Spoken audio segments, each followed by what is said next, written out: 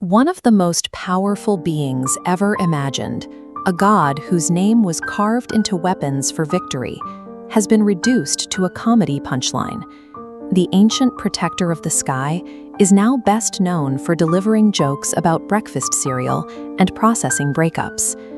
The modern version of Thor is defined by a specific narrative arc, the ego correction. He is introduced as a prince who is too arrogant for his own good, prompting his father to strip him of his power until he learns humility. This is the version of worthiness we've come to accept. But this isn't a simple adaptation of folklore. It is an autopsy. Hollywood extracted the profitable aesthetics of the myth, the cape, the hammer, the blonde hair, and discarded the actual function of the character. When we frame a god's existence through the lens of a personal growth journey, the scale changes. The focus shifts from a cosmic existential requirement to an internal moral struggle. The mythological engine is replaced by a standard hero's journey. Over an 11-year arc, the character was systematically stripped of every defining trait.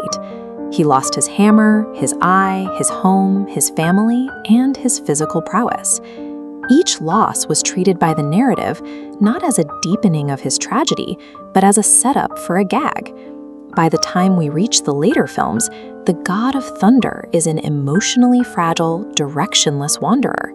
He spends his screen time apologizing for being powerful, essentially existing in a state of sustained self-diminishment.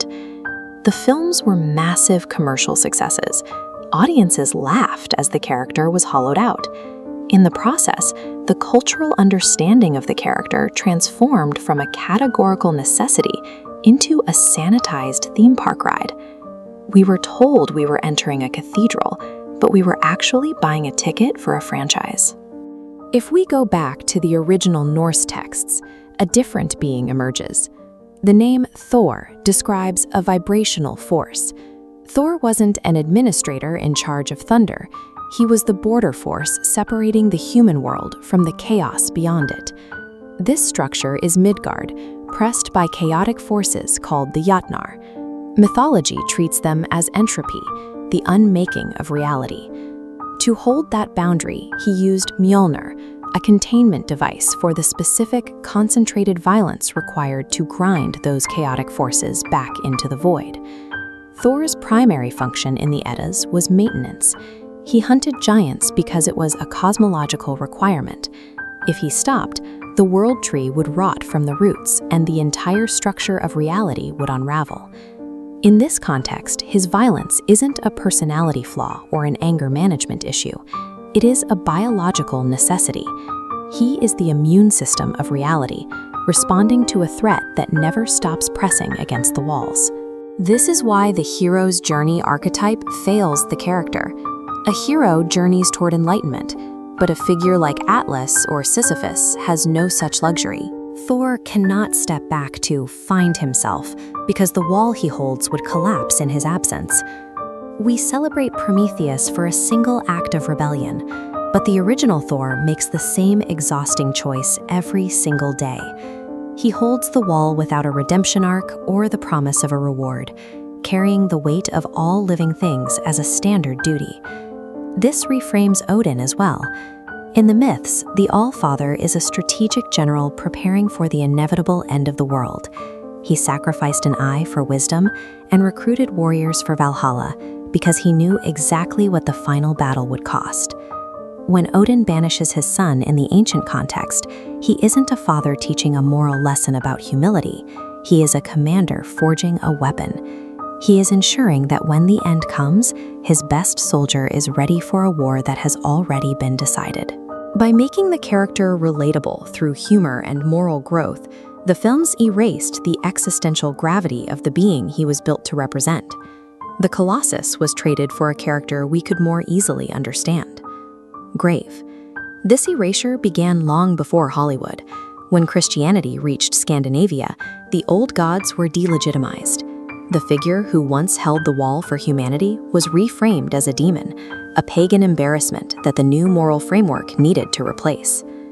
In 1962, The comic book reimagining managed to capture some of that original immense weight. Even in a commercial medium, the character maintained a sense of mythological gravity and consequence. The final shift occurred when the films fully embraced irony. To prevent the character from being perceived as boring, the franchise leaned into comedy. The God of Thunder was rewritten as a punch fan. The delegitimization that started as a theological shift in the 12th century reached its final form as a commercial one in the 21st. A figure once feared as a visceral, cosmic force was eventually domesticated by the scriptwriter's irony. Real worthiness for the ancient Thor was the worthiness of necessity.